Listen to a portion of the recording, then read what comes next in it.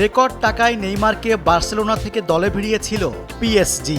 শুরুটা ভালো হলেও সময় গড়ানোর সঙ্গে সঙ্গে চোটে জর্জরিত হয়েছেন তিনি। এরপর ২০২৩ সালের গ্রীষ্মে সৌদি আরবের ক্লাব আল হিলালে নাম লেখালেও চোট তার পিছু ছাড়েনি। সেই থেকে পেরিয়ে গেছে ১৮ মাস, কিন্তু চোটের কারণে বেশিরভাগ সময়ই মাঠের বাইরে থাকতে হয়েছে তাকে।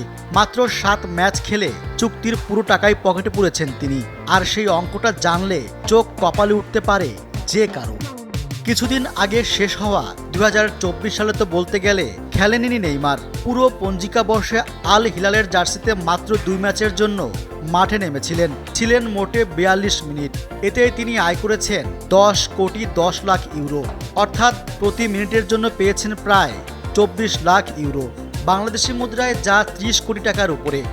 হিসাবটা যদি সেকেন্ডে করা হয় তাহলে ১ সেকেন্ডের জন্য ৫০ লাখ টাকার বেশি করে পেয়েছেন ব্রাজিলিয়ান তারকা। ফ্রান্সের সংবাদ মাধ্যম ফুট মেরকাটোর খবরে উঠে এসেছে এসব তথ্য।